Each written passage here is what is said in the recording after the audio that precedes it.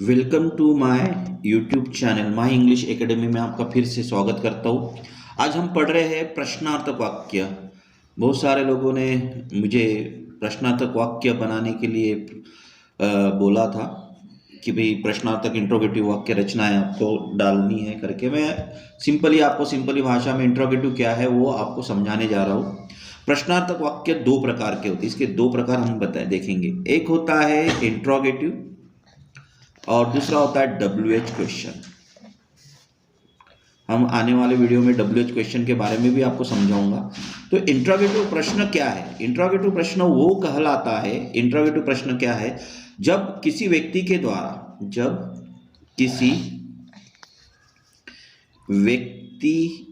द्वारा प्रश्न पूछा जाता है तो उत्तर जो है हमेशा हाँ या ना में आता है, हाँ या ना में आता है। यस या नो। परंतु जब WH क्वेश्चन का कैसा होगा?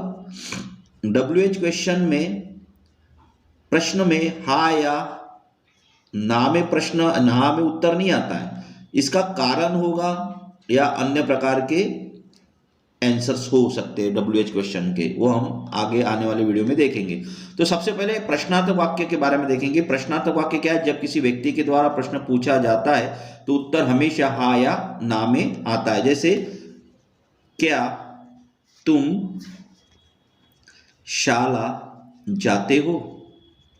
प्रश्नार्थक चिन्ह। ठीक है, अब हमने क्या किया, और प्रश्नार्थक वाक्य हमेशा हिंदी के क्या शब्द से शुरुआत होती है? किससे? क्या शब्द से इसकी शुरुआत होती है। क्या शब्द से शुरुआत होती है, ध्यान रखना बच्चों, क्या शब्द से शुरुआत होती है। अब इसके थोड़ा सा हम नियम के तरफ चलते हैं। नियम क्या है प्रश्नार्थक वाक्य? सबसे पहला नियम है बच्चों, प्रश्नार्थक वाक्य बिना सहायक क्रिया के नहीं बनता। या आपको बता दूं कि बिना सहायक क्रिया के वो बनता ही नहीं है। अब कैसे? जैसे मान लो सहायक क्रिया कितनी होती है बच्चों? 24 हमारी सहायक क्रियाएं होती है। कितनी होती है? सहायक क्रियाएं होती है 24। जैसे is, am, are, was, were, do,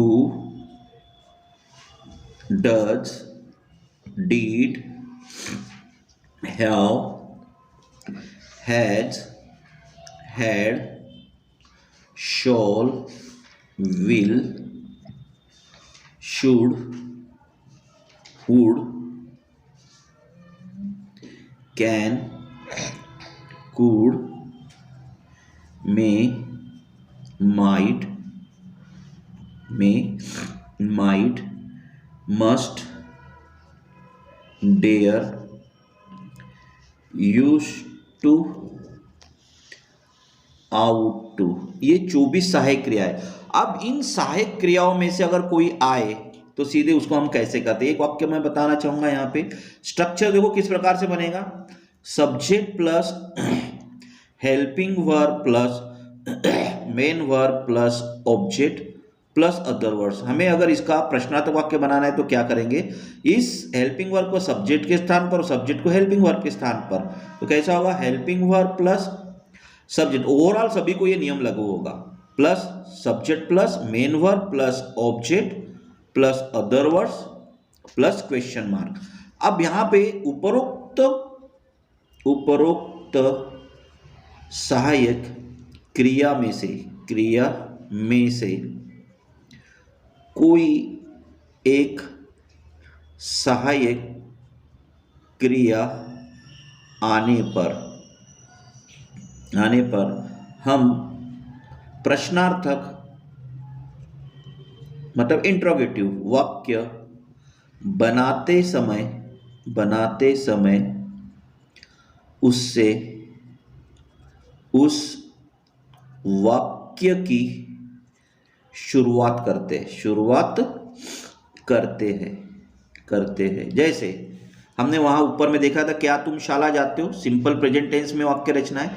लेकिन अगर हमने ये बोला, प्रश्नार्थ वाक्य आना चाहिए, क्या तुम शाला जा रहे हो, तो ये प्रेजेंट कंटिन्यू टेंस की प्रश्नार्थक वाक्य है, इंट्रोगेटिव है। तो क्या करेंगे, क्या यानी तुम आया है मतलब आर आएगा, आर, तो यहां सहायक क्रिया में आर होगा बच्चों, देखो आर आया ना, तो क्या होगा, are you going to school, are you going to school, और प्रश्नार्थक चिन्ह।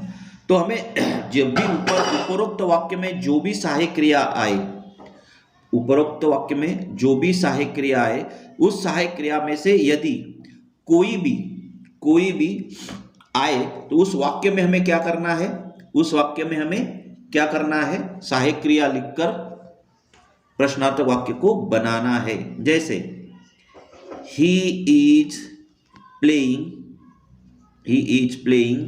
क्रिकेट, तो यहां बच्चों इज आया हुआ है, हमें प्रश्नार्थक वाक्य बनाना है, चेंज इनटू, प्रश्न देखो कैसा होगा, चेंज इनटू इंट्रोगेटिव। तो कैसा होगा, पहले सहायक क्रिया लिखेंगे सब्जेक्ट के स्थान पर ये, और सब्जेक्ट सहायक क्रिया के स्थान पर क्या होगा, और आई बड़ा, इज ही प्लेइंग क्रिकेट, तो आंसर बराबर आता है बच्चों, हाँ या ना, क्या तुम क्रिकेट खेल रहे हो, यस आई प्ले, ऐसा भी होता है। अब दूसरा प्रश्नार्थक वाक्य रचना में, जैसे मान लो सर्वप्रथम क्या करना चाहिए, सर्वप्रथम प्रश्नार्थक वाक्य बनाने के लिए, प्रश्नार्थक वाक्य बनाने के लिए वाक्य की शुरुआत सहायक क्रिया से करें, ठीक है। नंबर 2, सहायक क्रिया को रखने के पश्चात वाक्य के कर्ता को रखे। नंबर 3, उसके पश्चात वाक्य की क्रिया तथा अन्य शब्दों को रखकर प्रश्नार्थक चिन्ह देकर वाक्य को पूर्ण करे। ये हो गया प्रश्नार्थक वाक्य के नियम, सिंपली आपको बता रहा हूं। जैसे यहां वाक्य आया हुआ है, he shall play hockey। अब शॉल ऑलरेडी सहायक क्रिया आई हुई है, तो क्या करेंगे, सब्जेक्ट के स्थान पर लिखेंगे शॉल ही प्ले हॉकी, प्रश्नार्थक चिन्ह। जैसे दूसरा वाक्य है, Ram has been playing hockey. अब इसको कैसे करेंगे, हैज सहायक क्रिया है, राम के स्थान पर रखेंगे, has Ram been playing hockey. तो ये सिंपली प्रश्नार्थक वाक्य हो गए बच्चों, जो हमें सहायक क्रिया आने पर हम आसानी से उसको बना सकते हैं। एक दो उदाहरण मैं आपको देता हूं यहां पर। जैसे she is cooking food for her children. अब इसका कैसा बनाएंगे, ईज को क्या करेंगे, सामने is she cooking food for, जैसे यहाँ पर एक उदाहरण आपको बता रहा हूँ, she is cooking food for her children. तो यहाँ पर ईज क्या आया हुआ है, सहायक क्रिया आई हुई है। तो हम जब प्रश्नार्थक वाक्य बनाते हैं सहायक क्रिया वाला, तो सीधा कुछ नहीं करना है, ईज को सब्जेक्ट के स्थान पर है, शी के स्थान पर रखो और शी को ईज के सहायक क्रिया के रूप में, बाकी जैसा कि वैसा। जैसे यहाँ पे है is she cooking food for her children, तो ये हो गया बच्चों सहायक क्रिया का प्रश्नार्थक वाक्य। अब हम देखते हैं बिना सहायक क्रिया, without helping verb, without helping verb, without helping verb यानी बिना सहायक क्रिया के प्रश्नार्थक वाक्य हम कैसे बनाएंगे। बहुत आसान भी है और थोड़ा सा कठिन भी है, समझने के बाद कठिन है ही नहीं। तो सबसे पहले नियम है बच्चों, यहाँ पे प्रश्नार्थक वाक्य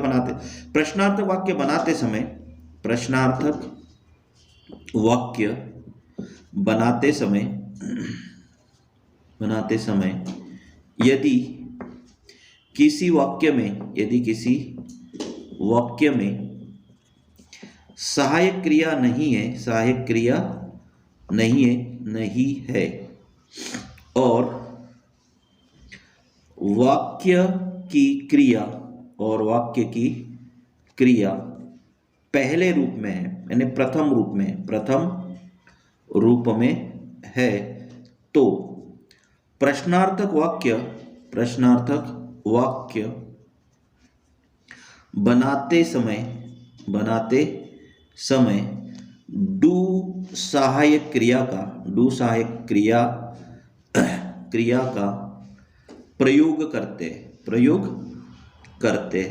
डू सहायक क्रिया का प्रयोग, यानी अब क्रिया का आपके सामने ये प्रश्न होगा कि क्रिया का पहला रूप कौन सा, जैसे गो, जैसे राइट, जैसे प्ले, जैसे आस्क, जैसे स्पीक, ये क्रियाओं की क्या है, प्रथम रूप है। ये प्रथम रूप इसको बोला जाता है। और इसके साथ और दूसरा, अगर हमें सिंपल प्रेजेंट टेंस की बात कर रहे हैं तो हम क्या करते हैं, जिसमें सब्जेक्ट आई, वी, यू, दे, ये दूसरी स्टेप है, आई, वी, यू, दे, तथा बहुवचन संज्ञा में क्या आता है बच्चों, बॉयज, यस लगा हुआ, फ्रेंड्स, ये बहुवचन में आएगा ना, children, CHILDR, children, main, women, ये सब बहुवचन आने के साथ इनके साथ हमेशा डू सहायक क्रिया का प्रयोग करें। कौन सी सहायक क्रिया का, डू सहायक क्रिया का प्रयोग करें। अब डू सहायक क्रिया का प्रयोग करते समय तो स्ट्रक्चर देखो क्या होगा, इसका स्ट्रक्चर है सिंपल प्रेजेंट टेंस का, सब्जेक्ट प्लस वर्ब का पहला रूप plus object plus other words, ये हमारा क्या है, स्ट्रक्चर है। तो हम इसको क्या करेंगे, चेंज इनटू इंट्रोगेटिव, चेंज, प्रश्न आया हमारा, चेंज इनटू इंट्रोगेटिव। अब चेंज इनटू इंट्रोगेटिव में क्या करना है, क्रिया का पहला रूप आया हुआ है, तो हम इसको क्या करेंगे, जब प्रश्नार्थक वाक्य और यहाँ सहायक क्रिया है, क्या is, am, are, was, were नहीं है, जो 24 सहायक क्रिया है। अब हम क्या करेंगे, अगर वो क्रिया का पहला रूप आया है तो हमें डू का प्रयोग करना है। तो हम क्या करेंगे, पहले वाक्य में डू से वाक्य की शुरुआत करेंगे, उसके बाद छात्र यहाँ पर सब्जेक्ट लिखेंगे और वर्ब का पहला रूप जैसा कि वैसा plus object plus other words भी जैसा कि वैसा, और क्वेश्चन मार्क हमें देना भूलना नहीं है। तो ये हो गया हमारा क्या, स्ट्रक्चर्स हो गया। क्या का स्ट्रक्चर्स हो गया बच्चों, यहाँ पे कि हमने प्रश्नार्थक वाक्य हमें यहाँ पर बनाया है। जैसे मैंने बोला I go to Nagpur, I go to Nagpur, go क्या है, पहले रूप में है, इसलिए क्या होगा बच्चों, इसका प्रश्नार्थक वाक्य do I go to Nagpur, क्या मैं नागपुर जाता हूं, प्रश्नार्थक चिन्ह। जैसे you play cricket, you play cricket, play क्रिया का पहला रूप है, क्या होगा बच्चों यहाँ पे, do you play cricket, do you play cricket, इस प्रकार से है ना। अब उसके बच्चों देखो, स्टूडेंट्स राइट लेटर्स, तो क्या होगा, राइट स्टूडेंट्स है, क्या हो जाएगा, डू स्टूडेंट्स राइट लेटर्स, प्रश्नार्थक चिन्ह। जैसे आई डू माई होमवर्क, अब बच्चों देखो सबसे पहले यहाँ डू लिखा हुआ है, डू के बाद पॉजेसिव एडजेक्टिव आया, मेरा, मेरी, मेरे, तो इस कारण से माय आने के कारण ये डू मुख्य क्रिया होगी। क्या होगी बच्चों? मुख्य क्रिया। तो हम इसका वाक्य देखो कैसा बनेगा, डू आई डू, फिर से लगेगा do I do my homework, do I do my homework, प्रश्नार्थक चिन्ह। तो ये आपको समझ में आ रहा होगा, जैसे we do our duty well, duty well ये वाक्य है। तो यहाँ क्या है, डू जो है क्यों आया, मुख्य क्रिया क्यों है, क्योंकि ये आवर आया हुआ है, यानी हमारी ड्यूटी, हमारी ड्यूटी, आवर आने के कारण डू मुख्य क्रिया होगी। अब इसका फिर अर्थ मतलब प्रश्नार्थक वाक्य कैसे बनेगा, क्या करेंगे, डू वी, क्योंकि पहला सहायक क्रिया डू का प्रयोग कर लिया हमने, क्योंकि मुख्य क्रिया पहले रूप में है, फिर उसका पहला रूप जैसा कि वैसा, do we do our duty well.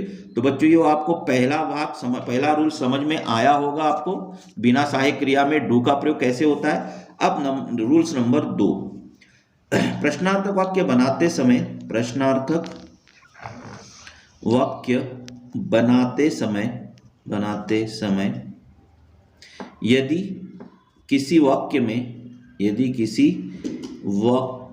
में सहायक क्रिया is am are was where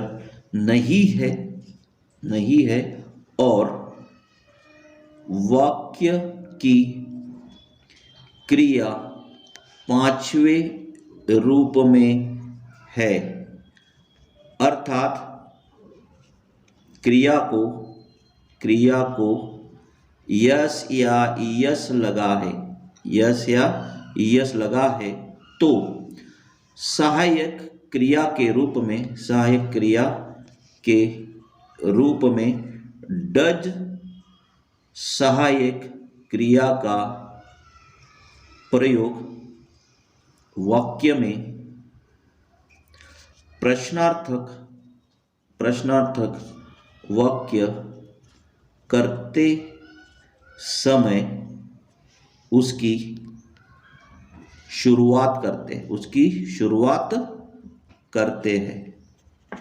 अब आपको बता दूं कि सहायक क्रिया में पांचवा रूप क्या है, क्रिया का पांचवा रूप क्या है, वो भी तो आपने समझ में आना है। क्रिया का पांचवा रूप क्या है, तो क्रिया का पांचवा रूप जो होता है वह उस क्रिया को यस या ईएस यानी सिंगुलर वर्ब बोला जाता है। इसको क्या बोला जाता है, सिंगुलर वर्ब, एक वचनी क्रिया, सिंगुलर वर्ब। जैसे गो का गोज, राइट का राइट्स, स्पीक का स्पीक्स। तो समझ में आ गया होगा, यस यस लगाया मैंने यहाँ, तो ये क्या है, क्रिया का ये पांचवा रूप है जिसको यस या यस लगा हुआ है। अगर ऐसी क्रिया आती है तो इसके साथ डच का प्रयोग होता है। अब हमने डच का प्रयोग किया, मतलब फिर हमें क्या करना, डच का प्रयोग करने के बाद क्रिया का पहला रूप लिखे। यहाँ डच का प्रयोग करने के बाद क्रिया का पहला रूप लिखे, यहाँ डच का प्रयोग करने के पश्चात क्रिया का पहला रूप लिखे। तो ये आपको क्रियाओं का रूप भी अपने यहाँ पर समझ में आ रहा होगा। अब देखो प्रश्नार्थक वाक्य बनने समय स्ट्रक्चर किस प्रकार बन रहा है बच्चों, सब्जेक्ट प्लस वर्ब का पांचवा रूप plus object plus other words. अब इसमें क्या होगा बच्चों, सबसे पहले क्रिया का पांचवा रूप हमने यहाँ किया हुआ है। स्ट्रक्चर कैसा बनेगा, इसको डज से वाक्य की शुरुआत होगी, किससे, does plus subject plus verb का पहला रूप plus object plus other words plus question mark. ये स्ट्रक्चर बन गया। डज क्यों आया, क्योंकि हमने क्रिया का पांचवा रूप यहाँ पर आया हुआ है। अब डज का प्रयोग करने के पश्चात हमने क्या किया, क्रिया का पहला रूप यहाँ पर लिख लिया। ये ध्यान में रखेंगे, क्रिया का पहला रूप क्यों किया, क्योंकि डज का प्रयोग किया, मतलब प्रेजेंट टेंस किया। अब जैसे शी वाक्य, शी स्पीक्स, SPEA किया, शी स्पीक्स इंग्लिश डेली। अब शी स्पीक्स इंग्लिश डेली, इसका प्रश्नार्थक वाक्य बनाना है, कैसे बनाओगे, क्रिया का पांचवा रूप आया, यस लगा हुआ है, क्रिया का सिंगुलर वर्ब है, इसलिए हम किसकी शुरुआत करेंगे, डज से। डज शी स्पीक, SPEA के, does she speak English daily, क्या वो रोज अंग्रेजी बोलती है, हाँ यस या नो में उत्तर उसका आएगा। Mohan makes, MAKES, Mohan makes a kite, KITE, अब क्या होगा, Mohan makes a kite, makes को क्या लगा हुआ है, यस लगा है, क्रिया का पांचवा रूप आया हुआ है बच्चों। तो क्या होगा, डज मोहन मेक, यस या यस निकल जाएगा, मेक ए काइट, प्रश्नार्थक चिन्ह, does Mohan make a kite. जैसे मान लो हमने देखा कि भाई क्या मोहन पतंग बनाता है, बनाता है, उत्तर क्या आएगा, हा या ना में आएगा, बनाता होगा तो हा, नहीं तो ना। इस प्रकार से भी प्रश्न हम इसको समझ सकते हैं। उसके बाद बच्चों यहाँ पर प्रश्न कभी कभी ऐसा आता है कंफ्यूजन करने के लिए, he does his homework, he does his homework. अब देखो डज यहाँ पर मुख्य क्रिया है क्योंकि उसके साथ हीज आया हुआ है, पजेसिव केस, जिसको हम क्या बोलते हैं, मेरा मेरी, यानी अधिकार जताने वाले शब्द। तो यहाँ पर डज मुख्य क्रिया होगी, यानी क्रिया का पांचवा रूप आ गया, और फिर से हमें क्रिया का पांचवा रूप आया है तो डज सहायक क्रिया का प्रयोग हमें करना है, सहायक करना है प्रश्न में। तो हम क्या करेंगे, प्रश्नार्थक वाक्य बनाते समय डज से वाक्य की शुरुआत की। डज से वाक्य की शुरुआत इसलिए की क्योंकि डज मुख्य क्रिया के रूप में यहाँ आया हुआ है, उसको यस या यस लगा हुआ है, अर्थात वो क्रिया का पांचवा रूप है। इसी कारण से हमने सहायक क्रिया डज का प्रयोग किया। उसके बाद ही लिखा, फिर डज का प्रयोग हमने कर लिया, इसलिए यहाँ ई यस वाक्य से हट, क्रिया से हट गया, उसका प्रत्यय हमने हटा दिया, बचा क्या हमारे पास, do. Does he do his homework. ऐसे वाक्य हमें नकारात्मक करना बनाने के लिए भी आते हैं बच्चों, और प्रश्नार्थक चिन्ह। तो इस प्रकार जो है हमने क्या बनाया, इंट्रोगेटिव वाक्य रचना हमने यहाँ पर बनाई, जहां पर सिंपल प्रेजेंट टेंस की वाक्य रचना में हमने किया। अब उसके बाद जो बच्चों नियम नंबर 3, प्रश्नार्थक वाक्य, प्रश्नार्थक वाक्य बनाते समय यदि किसी वाक्य में सहायक क्रिया नहीं है और वाक्य की क्रिया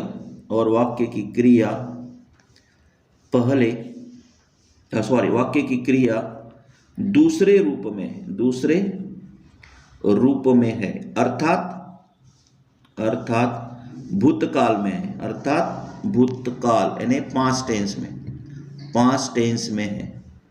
में है, तो प्रश्नार्थक वाक्य बनाते समय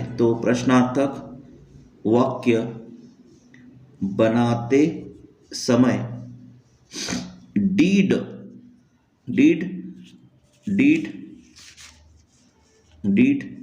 सहायक क्रिया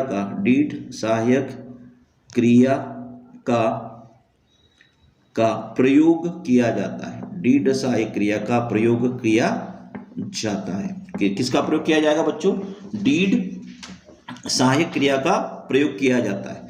डीड का प्रयोग करने के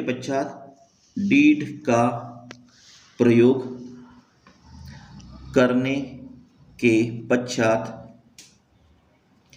वाक्य की क्रिया जो सेकंड फॉर्म में है यानी दूसरे रूप में है को परिवर्तित करके फर्स्ट फॉर्म में लिखते हैं। यानी when you use the interrogative sentence without helping verb, if your sentence verb is, when you want to make a interrogative sentence without helping verb, you saw any sentence without helping verb and you want to make a interrogative sentence, that time first you saw the verb which form. If your verb in second form, you use the helping verb did. You will be started your sentence helping verb did, and after you use the did, your second form of the past tense you change into first form, and present tense, in present tense. So जैसे ही हमने यहां पर क्या किया, दूसरा रूप है तो हमें डिड का प्रयोग किया, और डिड का प्रयोग करने के बाद हमने क्या किया, वहां पे क्रिया का प्रथम रूप लिखेंगे। जैसे स्ट्रक्चर किया, जैसे हमने देखा क्या मोहन शाला जाता था, है ना, तो क्या लिखा हमने, डिड मोहन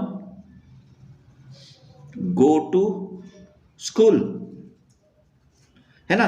तो स्ट्रक्चर कैसे बनेगा बच्चों, यहां पर देखो स्ट्रक्चर है हमारा सब्जेक्ट प्लस वर्ब का second form plus object plus other words. अब इसको प्रश्नार्थक वाक्य बनाना है, क्रिया का सेकंड फॉर्म आया हुआ है। अब क्रिया का सेकंड फॉर्म आया तो हम क्या करेंगे, यहां did plus subject plus verb का first form plus object plus other words plus question mark. अब आप दूसरोगे क्रिया का दूसरा रूप क्या है, जैसे मैंने यहां लिखा गो, तो इसका गो का सेकंड फॉर्म होता है वेंट। अगर मैंने यहां लिखा प्ले, प्ले का सेकंड फॉर्म होता है ईडी लगाओ तो प्लेड हो गया। स्पीक का दूसरा रूप होता है स्पोक। बाय का दूसरा रूप होता है बॉट। तो इस प्रकार जो है ये क्रियाएं सेकंड फॉर्म में है, ये सेकंड फॉर्म में है, ये सेकंड फॉर्म में और ये सेकंड फॉर्म में। अगर हमारा क्रिया वेंट सेकंड फॉर्म में आई तो हमें सहायक क्रिया डिड लिखना है और उसका परिवर्तन पहले रूप में करना है। सहायक क्रिया डिड लिखना है, उसका पहला रूप, डिड का प्रयोग करने के बाद क्रिया का पहला रूप लिखना है। यहाँ डिड का उपयोग करने के बाद क्रिया का पहला रूप लिखना है, यहाँ डिड का प्रयोग करने के बाद क्रिया का पहला रूप लिखना है। तो आपको ये समझ में आ रहा हो। फॉर्म में अगर आया है, जैसे हमने लिखा कि भाई सब्जेक्ट प्लस वर्ब का दूसरा रूप plus object plus other words, ये वाक्य रचना है हमारे पास। तो हमने क्या किया, did plus subject plus verb का पहला रूप plus object plus other words plus question mark. तो हमारा वाक्य रचना देखो कैसा होगा, Ram went to Bhopal, Ram went to Bhopal. इसको नकारात्मक करना, प्रश्नार्थक करना है तो क्या करोगे, वेंट दूसरे सेकंड फॉर्म में है तो हम क्या करेंगे, डीड सहायक, सहायक क्रिया है क्या इस वाक्य रचना में, कहीं से इज है हमारा वाजवर नहीं है, तो हम क्या करेंगे, डीड सहायक क्रिया से वाक्य की शुरुआत की, राम को जैसा कि वैसा लिखा और वेंट का पहला रूप गो लिखा। जैसे मैंने अभी आपको समझाया था कि क्रिया का पहला रूप मूल रूप लिखना है, did Ram go to Bhopal, क्या राम भोपाल जाता था, तो प्रश्नार्थक चिन्ह यहां पर आ गया। कभी कभी इस प्रकार से भी आता है कंफ्यूजन करने के लिए हमारा वाक्य, I did my homework, I did my homework.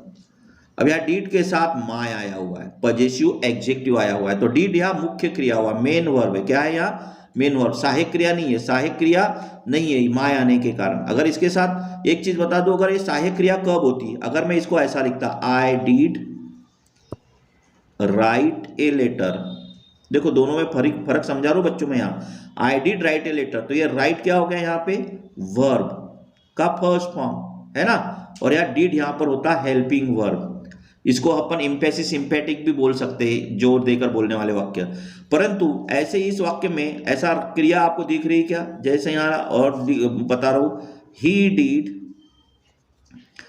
Play hockey, है क्या यहाँ पे बच्चों, नहीं है ना क्रिया के बाद। अगर मैंने इसी वाक्य को, अगर दूसरा वाक्य मैंने यहाँ लिखा, यहाँ पे he did his homework, he did his homework। अब देखो यहाँ पे, यहाँ क्रिया दिख रही है क्या, नहीं, यहाँ हीज है, क्या है यहाँ, हीज, किसके बाद, क्रिया डिड के बाद, इसलिए ये मेन वर्ब हो गया। ये क्या हो गया, डिड हेल्पिंग वर्ब, क्यों हो गया, क्योंकि इसके साथ प्ले क्रिया आई हुई है। मेरे ख्याल से आपको ये समझ में आया होगा।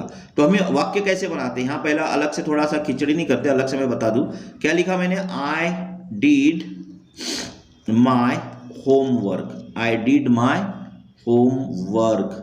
तो क्या होगा प्रश्नार्थक वाक्य, डीड पास्ट टेंस में है और मूल रूप है, इसलिए हम डीड से सहायक क्रिया, डीड से वाक्य की शुरुआत की, फिर लिखा आई और डीड का पहला रूप do, did I do my homework, did I do my homework, प्रश्नार्थक चिन्ह। दूसरा वाक्य लिखा है बच्चों यहाँ, he did his homework, he did his homework. तो इसका कैसा होगा बच्चों, डीड मुख्य क्रिया, इसलिए did he do his homework. Clear बच्चों, हो रहा क्लियर। जैसे he saw the picture, he saw the picture yesterday, he saw the picture yesterday। इसका प्रश्नार्थक वाक्य बनाना है तो कैसा बनाओगे? saw कौन से रूप में है बच्चों? यहाँ पे सेकंड फॉर्म में है, तो क्या करोगे? did he see, saw का पहला रूप see, did he see the picture yesterday, yesterday। प्रश्नार्थक चिन्ह हमने यहां पर दे दिया है। जैसे the teacher taught, TAUGHT, the teacher taught English, the teacher taught English, तो क्या हो जाएगा? taught सेकंड फॉर्म में तो क्या होगा? did the teacher teach, TEAC, teach, taught का पहला रूप teach, did the teacher teach English, प्रश्नार्थक चिन्ह। Hari made a kite, made दूसरे रूप में है, क्या हो जाएगा? did Hari make a kite, प्रश्नार्थक चिन्ह। तो इस प्रकार से जो है बच्चों हमने क्या किया? प्रश्नार्थक वाक्य कुछ मैं उदाहरण आपको बता रहा हूं बच्चों यहां पे बना के इंट्रोगेटिव वाक्य रचना के। जैसे माय मदर ब्रिंग्स, ब्रिंग्स ये कप ऑफ टी, तो यह क्या आएगा बच्चों? ब्रिंग्स आया हुआ है, यानी क्रिया का पांचवा रूप आया है। तो हमें किसका प्रश्नार्थक वाक्य बनाते समय कौन सी सहायक क्रिया का प्रयोग करेंगे? डज का। तो लिखा मैंने does my mother bring, BRIG, does my mother bring ये कप ऑफ टी, प्रश्नार्थक चिन्ह। तो ब्रिंग यस क्या हो गया बच्चों? हट गया, क्योंकि डज का प्रयोग हमने यहां पे किया। दूसरा my sister cut her finger. अब यहां कट जो है बच्चों क्या है? एक बात ध्यान रखो, कट के तीनों रूप समान होते हैं, कट। अब यहां माय सिस्टर सिंगुलर वर्ब है, क्या है? सिस्टर सिंगुलर वर्ब है। अगर यहां पर कट्स होता, जैसे यहां कट्स होता तो ये प्रेजेंट टेंस में होता, परंतु कट के तीनों रूप समान है और ये दूसरा रूप है और ये सिंगुलर सब्जेक्ट के साथ आया हुआ है, तो ये पूरा वाक्य भूतकाल का है बच्चों। किसका है? भूतकाल यानी पास्ट टेंस का, इसलिए यहां पर डीड का प्रयोग होगा। किसका होगा बच्चों? Did my sister cut her finger, प्रश्नार्थक चिन्ह। ही केम होम, अभी केम कौन से रूप में बच्चों? सेकंड फॉर्म में, क्रिया का दूसरा फॉर्म है, तो क्या हो जाएगा? डिड ही कम होम, प्रश्नार्थक चिन्ह। उसके बाद राम एंड श्याम बहुवचन है, कैच CATCH, कैच द बस।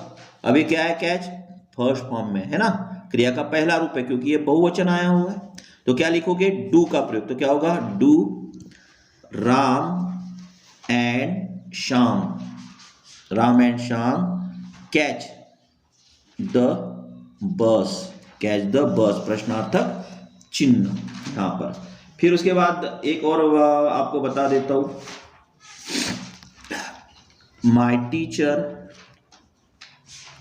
आस्क आस्क मेनी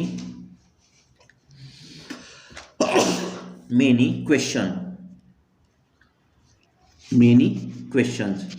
तो क्या हो जाएगा बच्चों? My teacher ask many question, ask को ईडी लगा हुआ, मतलब एक क्रिया का दूसरा रूप है, इसलिए क्या हो जाएगा? डीड का प्रयोग होगा। Did my teacher ask many question, प्रश्नार्थक चिन्ह। जैसे they were collecting COLLECTING, they were collecting stamps STAMPS। अब यह प्रश्नार्थक चिन्ह कैसा होगा? ऑलरेडी सहायक क्रिया आई हुई है, अभी तक के मैंने बिना सहायक क्रिया के वाक्य बताए। अब यहाँ क्या आएगा? हेल्पिंग वर्ब आ गया बच्चों, है ना। तो मैं क्या करूंगा, दे के स्थान में were, were they collecting COLLE, कोई चेंज नहीं करना है, कलेक्टिंग स्टैम्प्स और प्रश्नार्थक चिन्ह। He will take copy, he will take copy. तो यहां विल क्या आया हुआ है? सहायक क्रिया आई हुई है बच्चों। क्या करूंगा मैं? विल पहले लिखूंगा, फिर उसके बाद ही, फिर बाकी जैसा कि वैसा, कॉपी। तो बच्चों आपको यहाँ पर मेरे इस इंट्रोगेटिव वाक्य रचना को प्रश्न एग्जाम्पल सहित आपको यहाँ समझ में आया होगा कि किस प्रकार से प्रश्नार्थक वाक्य बनाना होता है। इंट्रोगेटिव बहुत आसान तरीका मैंने आपको बताया है। हो सकता है आपको ये हेल्पफुल होगा। आपको इस वीडियो को लाइक, शेयर एंड सब्सक्राइब करना भूलना नहीं है और बेल आइकन दबाना भूलना मत बच्चों, क्योंकि मेरे आपका जो भी वीडियो मैं बनाऊंगा सीधे आपको आपके पास आएगा और वो आपके लिए हेल्पफुल होगा कंपटीशन एग्जाम या एग्जाम के लिए। अपेक्षा है आपको ये वीडियो मेरा बहुत बहुत पसंद आएगा। लाइक और कमेंट्स जरूर करिए बच्चों इसमें कि आपको ये वीडियो कैसा लगा। धन्यवाद।